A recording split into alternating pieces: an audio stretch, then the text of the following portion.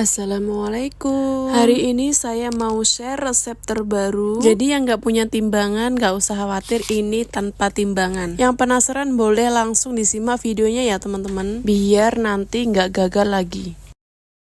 Siapkan wadah yang besar karena nanti adonannya jadi banyak. Tepung beras 1 kilo.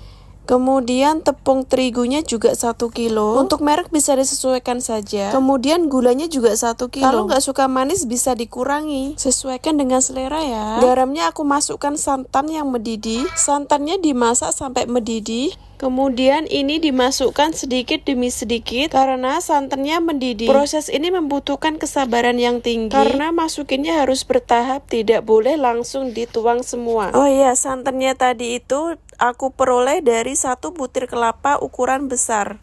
Nah ini lihat aja ya prosesnya sampai selesai. Ini juga agar tepungnya itu tidak matang duluan. Jadi kalau misalkan nggak sabar membuat bikang mawar ini, mending pesen aja di RF Cookies. Tidak perlu capek-capek dan juga tinggal hap. Ini dimasukkan santannya sampai nanti adonannya itu agak lembek. Nah ini adonannya udah lembek. Aku mau mixer. Nah ini aku mixer di kecepatan rendah. Karena ini adonannya lumayan banyak, jadi ini memang harus di mixer. Kalau misalkan nggak mau di mixer bisa juga pakai whisk, tapi ya pegel juga. Kecepatannya nggak boleh sampai tinggi ya teman-teman, cukup direndah aja sampai adonannya itu benar-benar halus. Dan ini dimasukkan lagi santannya sedikit demi sedikit. Nah ini udah halus, aku aduk pakai whisk aja dan juga sambil dituang santan sedikit demi sedikit lalu diaduk-aduk. Dan ini tuh bisa juga mengontrol adonan. Kalau misalkan adonannya itu udah pas, santannya nggak perlu dihabiskan karena kelembapan tepung itu berbeda-beda, jadi disesuaikan aja ya teman-teman. Nah ini adonannya udah pas, ini nggak terlalu kental dan juga tidak terlalu encer, kurang lebih seperti di video. Adonannya aku mau istirahatkan minimal 1 jam. Nah ini tinggal dipanaskan aja cetakannya.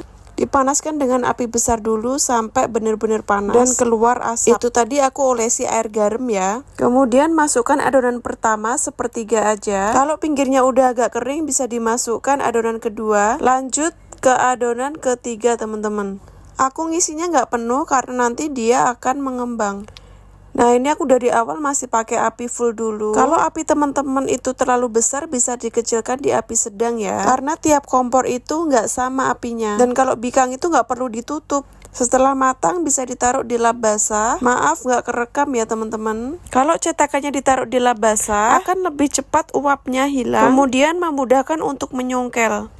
Dan ini udah jadi teman-teman. Ini bawahnya nggak keras sama sekali, tetap empuk dan juga atasnya menul-menul. Dan ini part paling menggemaskan dan langsung membentuk mawar. Cukup mudah kan? Hanya perlu tutup botol dan juga gelas aja. Dan ini bikangnya berserat dan juga bawahnya tetap empuk meskipun udah dingin. Dan satu resep ini menghasilkan kurang lebih 75 biji atau tergantung cetakan masing-masing. Dan terima kasih sudah menonton video ini sampai habis. Ketemu di video selanjutnya ya.